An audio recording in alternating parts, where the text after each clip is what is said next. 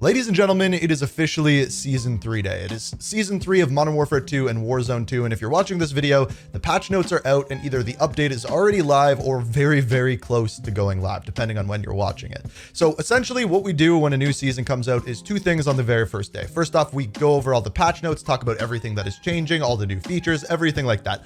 That is this video. That is what you're going to see here. Later today, once the update is actually live and I have a chance to get my hands on it, we are going to be going over the Battle Pass and Black Cell. So that'll be linked at the end of the video. And if you want to see everything in that Battle Pass, that is what we'll be doing later. So a whole bunch new is happening today, but it's not just that. I have another big announcement. If you didn't notice, I am looking good today. And that is because of the new sponsor of the channel, which is Gamer Advantage. What they do is they make blue light glasses better than anyone else. I'm very excited to partner with them because essentially, if you didn't know, if you play video games, if you're on the computer all day, you're looking at a screen and that screen is shooting blue light at you. That blue light causes eye strain, can cause headaches, and if you're playing games late at night, it may cause you to not be able to sleep.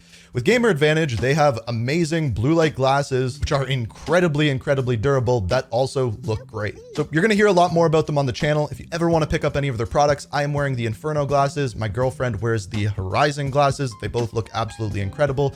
Really good quality. If you ever wanna check them out, their link will always be down in the description. Check it out, it'll be the first one down there today. And on top of that, if you use code INK at checkout, you're gonna be able to save yourself 10% on your order. So if you wanna support the channel and get a great product doing so, check out Gamer Advantage, first link down below. Without further ado, let's dive into the Season 3 patch notes. So here are the patch notes. They actually came out well early above the patch, so this video will be up a little bit early, so hopefully you guys can check it out before you get into play.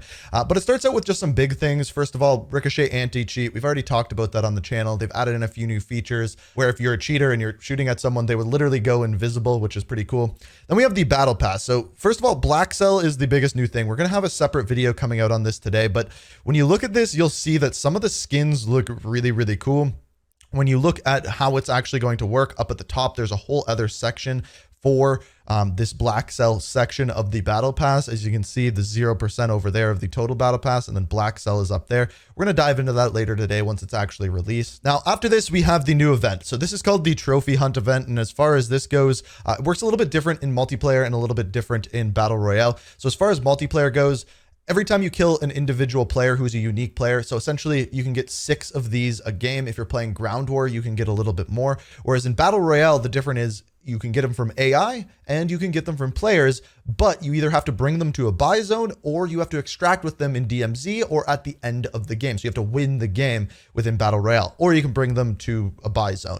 Once you have these, you can buy things like weapon blueprints, double XP, things along those lines. So that's how this event is going to work. It's not just directly based off of challenges. It's something a little bit new. After this, we have progression. You can now go up to level 650. So I believe that's 200 more than we had in Season 2. They added new challenges for older weapons. So for the Hemlock, it's get 20 long shot kills with assault rifles.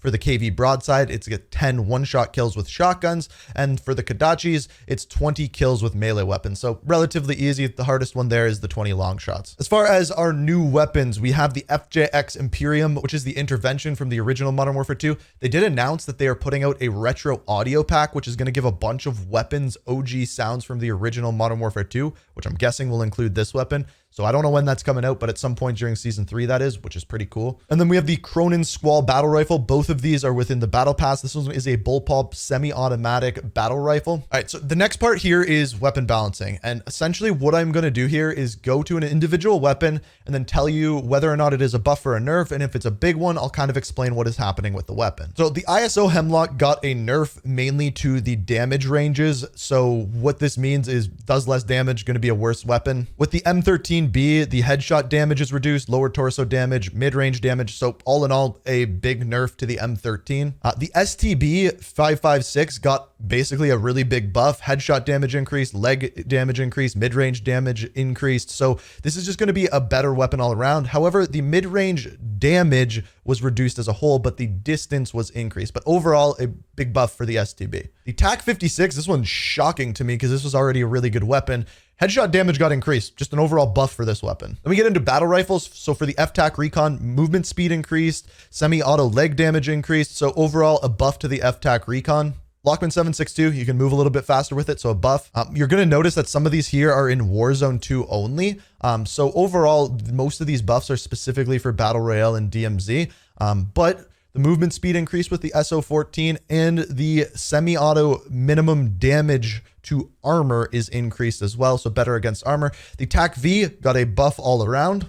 The Basilisk got a nerf, but it is only a small one. The minimum armor damage is reduced, so it's not a big nerf. I don't think it's enough. This one is really annoying if you've encountered it. The next one is really, really weird. For the RAL MG, headshot damage is reduced. However, if you're using it in semi-auto, the headshot damage is increased, same with upper torso and lower torso. So they're trying to get you to use a semi-auto LMG. It's a really, really weird update. Not sure how that one's going to play out. The RPK got a slight nerf at close and mid range. Then we have our marksman rifle, the Tempest Torrent. This one just got a nerf all around. This is a pretty noticeable one. The next one I don't like at all. It's just for submachine guns as a whole. The hip spread is better on all of them. This is something we ran into in Modern Warfare 2019. It made hip firing really OP.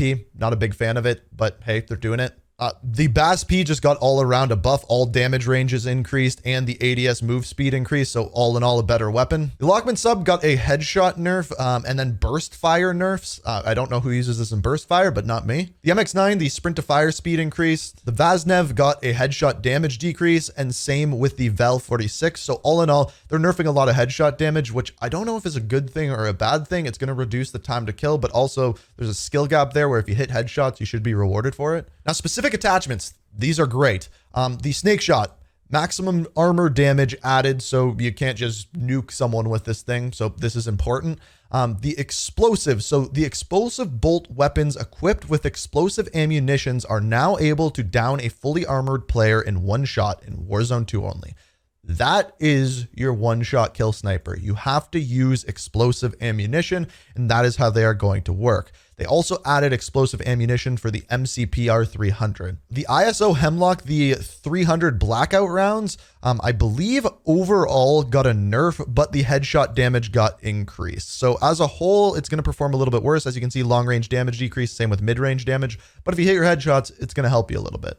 Now, as far as specific attachments go, aside from these, I'm not going to go in too much depth. You can pause it here and read through these if you really want. If there was anything that I really think we should point out, I would have stopped and showed you at this point. But as a whole, pretty much everything here is handling penalties reduced on bigger rounds and things like that, just to speed up the game a little bit. At least that's what it seems like to me. And then there's some for specific weapons like the Fennec and the STB 556. However, like I said, when I should point something out, I will stop. This is one of them. The Akimbo attachment for the Basilisk, the maximum armor damage was added, so that should make it a little bit worse instead of just being able to get nuked. Now, as far as bug fixes and little changes, Bomb Squad, it now applies to explosive damage against armor, which is interesting. Damage feedback, visual feedback adjusted to increase visibility when taking damage. That's good. Death effects now work on AI, not a big one. Diving fire delay is reduced. So after you dive, you can shoot your weapon a little bit quicker, and slide speed slightly increased. So these are the movement mechanics that really changed within the season. Will they change that much? I don't know. But hey, they're trying to make movement a little bit better. As far as equipment goes, claymores got nerfed. Flash grenades got nerfed. Thank God. Frag grenades, the one-hit kill radius against fully armored players is reduced, so that's a nerf. The proximity mine, nerf, and Semtex, it now kills down players when they're stuck. So I guess a buff for that one. Bomb drones got a nerf within Warzone 2. They can no longer down players that are fully armored, and cluster mines got a nerf as well. Now, going through the rest of this is a bunch of UI fixes, bug fixes. You can feel free to check out the patch notes. That'll be linked down in the description, or you can just pause it and read it. I'm not going to read through all of these just because essentially they're a little bit boring, and I feel like most of you don't want to hear about it. There was a bunch of cooperative and raid bug fixes as well. So now that we've gone over all the bug fixes, this is the new stuff within the season. First off, we have Gunfight with 4 different maps. Shipment, you have the Black Site, which is the same gulag that is now going to be in Warzone, as well as 2 other maps, one of which you are seeing here. The new game mode that we have is Cranked, as well as the new map, which is called Paleo's Lighthouse that you are seeing here. The list of the map is Paleo's Lighthouse and Black Gold. Black Gold is the night map. I don't know how that one is going to play. Then we have our gunfight maps, which I just mentioned, are Alley, Black Site, Exhibit, and Shipment. Then our battle maps are Rohan Oil and Satiq Cave Complex. Those are from Ground War. You should recognize those pretty easily. There are new rewards for ranked play, so they're what you're seeing here. There are various different weapon charms and then a blueprint down at the bottom. There's a bunch of CDL rules updated. If you play ranked play, you can check these out for yourself or pause the video here. They've made brief adjustments to the SR ratings for different areas. And then we get into Warzone 2. So as far as the map goes, Ashika Island, there is one map update. A cargo ship and several submarines are now present outside of port. So that's a little bit cool update. They didn't even advertise that changing. As far as gameplay goes, we have the tempered plate carrier. This one makes it so that instead of having to equip 3 plates, you only have to equip 2, saving you plates and making it quicker to do so. There's also a heavy chopper, which is in DMZ and Warzone. It is in all modes as you are seeing here, but in DMZ, you have to get specific fuel to actually use it. Now, the only other thing that I wanted to point out here is gas masks have been given a slight buffer when the player delays it from being taken off, as well as interrogation is now performed in 3 seconds instead of 5, so you can do it a little bit quicker, a little bit more reason to do it. As far as quality of life goes, they have mantle assist improvements. They also have advanced UAV improvements, and kill streak banner positioning has been moved to not disrupt you as much, as well as several bug fixes as you're seeing here. As far as playlists, when the update comes out, Al Mazrah, you're going to have duos, trios, and quads.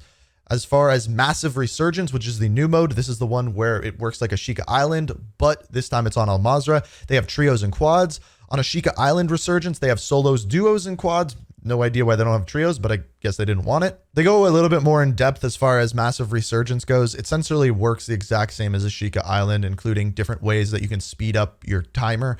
But really, all in all, nothing really new there. If you played Ashika Island, you know all of this. They also said that they added Ashika Island Resurgence into private matches, which I think is good. Also, private match spectating is now there. And also, the Bird's Eye perk has now been re-enabled within the game. The changes to it is it now activates when player uses the UAV kill streak. Enemy UAVs no longer trigger Bird's Eye, so that was obviously a bug. UAVs activated by a player using Bird's Eye now provide enemy headings, which is the direction of them, and UAV pings activate player using Bird's Eye are slightly larger. So basically they fixed the bug with it and then changed how it worked just a little bit. As we mentioned before, the new Gulag is Black Site. And then as far as new gameplay features, the big one coming out at launch is UAV towers. They will work the exact same as DMZ, but this time in Warzone, as well as redeploy drones, as you can see here. Also, they note that they can be shot down and they will reposition when gas moves in. They will be leaving the field around the 4th circle. So after that, they are gone. They have made some changes with strongholds and black site, but for the champions quest, you are now given a blueprint if you complete it, which is good. There should have been something there before, but just something to grind for those really good players out there. As far as gameplay adjustments with most wanted contracts, the biggest one here is that you get a supply drop on successful completion. That's a big update. Stronghold rewards, they basically reduced the supply boxes from 2 to 1, but they made it so that in that one box you get more. A little strange. And then as far as buy stations go, they've just changed some costs of things. You can pause the video here if you really want to dive a little bit more into it. Armor plates is a big one. Up from 400 to 500, so they cost a little bit more, but it's very dependent on what the item is, whether it's decreased or increased. So just if there's specific things that you buy, make sure you check out the price of those ones. And then some more quality of life changes. The minimap pings have been updated. Spawn protection, this one's annoying. So if someone floats for more than 10 seconds, their spawn protection is now gone. That's a really good update in my opinion. They also say that they are going to make adjustments on this on a mode per mode basis, which is pretty interesting. They've also changed new coloring for loadout drops. If you have a squad loadout, it drops blue, whereas if there is a contested loadout, it's yellow. That's a pretty good update in my opinion. As well as objective elevation arrows. I'm curious to see if they do more with that moving forward with UAVs and things like that, but for now it's just objectives that it doesn't. Then we move into DMZ. So first off, we have the new faction with new missions. Half of them are coming now, half of them are coming at the season reloaded. We have barter, which actually allows you to craft items in game if you find the crafting recipe for them, which is pretty cool. You have the workbench, which allows you to pay money to put attachments on contraband weapons. You have the active duty operators. This allows you to kind of have an exfil streak with one person and then not with another person, have different people for different objectives. There's also a private exfil that works with the heavy chopper that we talked about before. There's a new contract called a supply run. It is similar to a safe cracker. Operators will need to locate and loot 3 crates. So like safes, but you don't have to crack the safes. And then there is new equipment as well, which we've talked about in a previous video. But as far as what they are, there's a rebreather, which allows you to breathe underwater for longer. There's a skeleton key that opens all doors. There's 4 new plate carriers, which include tempered, which we've already talked about. Comms, which allows UAVs to last longer. Medic allows you to revive and use self revives faster. And then stealth is essentially the ghost perk. Also 2 new backpacks, secure. This one allows you to keep items after you exfil, and if you're in an exfil zone and you die, you get to keep everything in your backpack. As well as Scavenger, it increases the amount of slots that you have, but you can't carry that third additional weapon like a large backpack can. You can see the differences here and what they look like. So that is essentially it. That is all of the updates within Season 3. There is a ton of them, major weapon changes, new things within multiplayer, Warzone, and DMZ. I tried to go through it as quickly as possible, so if you enjoyed the video, hit that like button. If you're new here, want to stay up to date on everything Call of Duty, make sure you subscribe, have notifications on. Let me know what you think of Season 3 down in the comments. And as always, thank you so much for watching, and until next time, peace out.